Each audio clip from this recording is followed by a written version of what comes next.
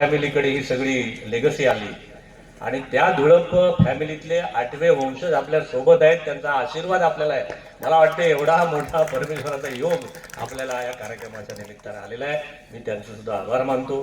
देशपांडे साहेब चिपळूण पासून आलेले आहेत.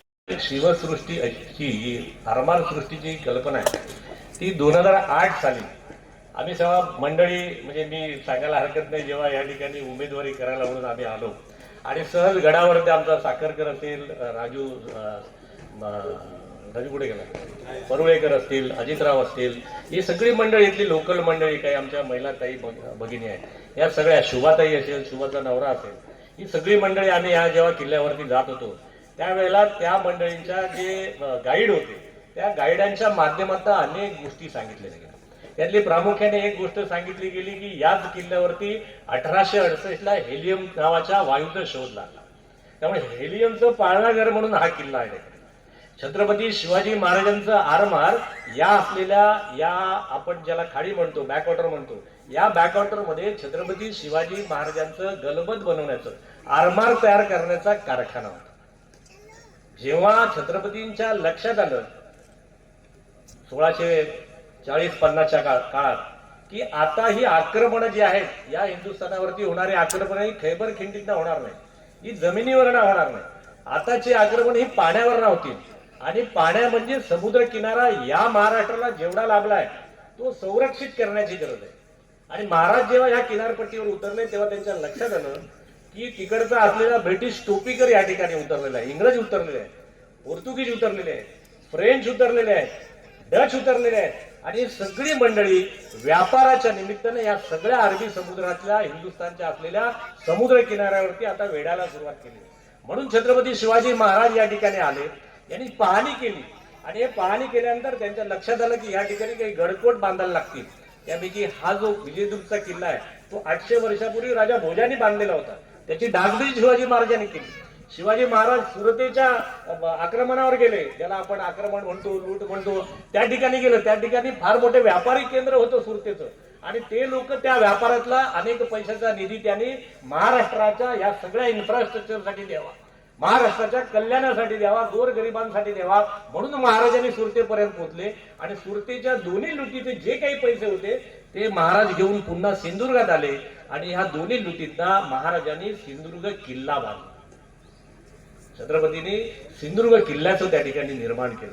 अशा प्रकारचं गडकोट या ठिकाणी बांधण्याचं काम छत्रपती, या ठिकाणच्या आरमाराचं त्या प्रकारे कशा प्रकारे बांधलं जायचं, ती गलबत कशी होती, त्या होड्या कशा होत्या, त्या लढाई कशा व्हायच्या, त्या गलबत कशी बुडवली जायची, ब्रिटिश या ठिकाणी कशी कशी नवीन गलबत घेऊन उतरायचे. कारण ब्रिटिश आणि ही मंडळी जी युरोपियन मंडळी होती ती विज्ञान आणि तंत्रज्ञानावर आधारित होती, त्यामुळे त्यांच्या माध्यमातून अनेक इनोव्हेटिव्ह गोष्टी येत होत्या. ह्या सगळ्या गोष्टी महाराज शिकत होते, कान्होजी आंग्रे आणि त्यांच्या इतर मंडळींनी ते सांगत होते आणि अशा प्रकारे गलबत बनवण्याचा आरमाराचा पहिला कारखाना जर या हिंदुस्थानात बांधला गेला असेल तर तो विजयदुर्गच्या आपल्या खाडीत गेला. म्हणून छत्रपतींना आरमाराचे जनक म्हणतात, फादर ऑफ द नेव्हल ज्याला आपण म्हणतो. म्हणून आपण जो मालवणला कार्यक्रम केला फादर ऑफ द नेव्हल म्हणून या ठिकाणी केला. तर हे कसं केलं गेलं, आपल्या पुढच्या पिढीला या सगळ्या गोष्टी, हे सगळं ज्ञान हळूहळू संक्रमित करावं, त्यांच्यापर्यंत पोहोचावा, महाराजांचा इतिहास पोहोचावा, राजा भोजांचा इतिहास पोहोचावा, कान्होजी आंग्रे साहेबांचा इतिहास पोहोचावा. परवाच कान्होजी आंग्रेंचे पण वंशज रघुजी राजे आंग्रे जे आता अलिबागला राहतात त्यांनी पण आपल्याला आशीर्वाद दिलाय. ते स्वतः इथे आले होते, त्यांनी पाहणी केली, ते खुश झाले. ते म्हटले प्रमोदजी आमचा पण तुम्हाला या कार्यक्रमाला आशीर्वाद आहे. त्यांनी पण त्याच्यामध्ये व्हॅल्यू ॲडिशन काय करता येईल ते सांगितलेलं आहे.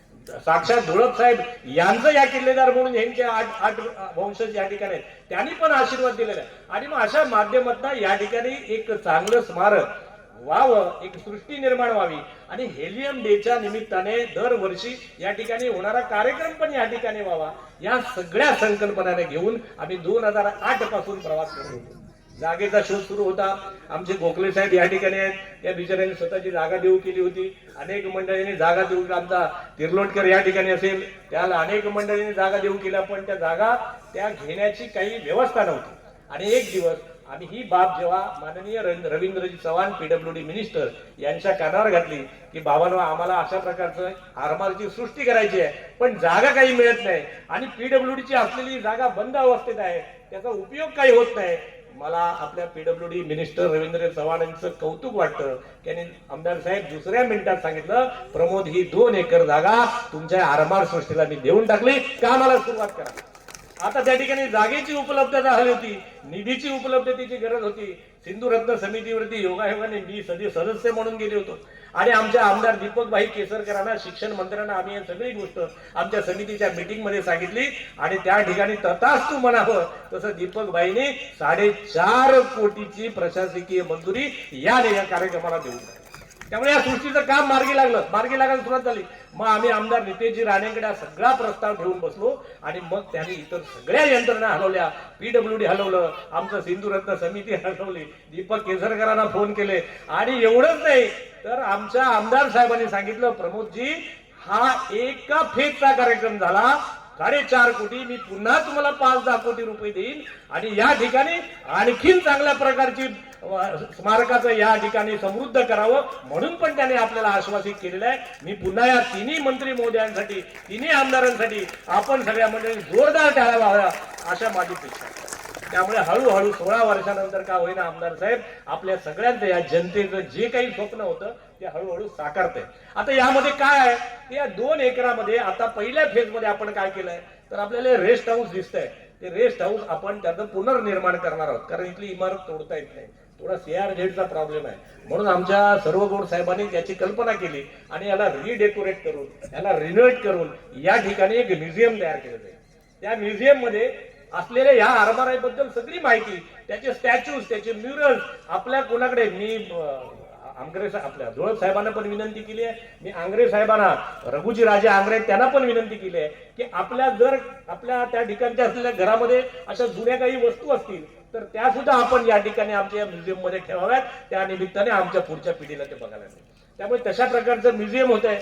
समोर एक छानपैकी डेक केला जाईल, ज्याला आपण मोठं जहाज म्हणतो तसा एक डेक राहील, सेल्फी पॉइंट राहील, त्याच्यात उभं राहून आपल्याला संपूर्ण विहंगम दृश्य जे आहे जे किल्ल्याचं ते त्या ठिकाणी दिसेल. पार्किंगची व्यवस्था असेल, टॉयलेटची व्यवस्था असेल आणि चांगलं लँडस्केपिंग आणि असलेली भिंतीचा त्या ठिकाणी व्यवस्था असेल.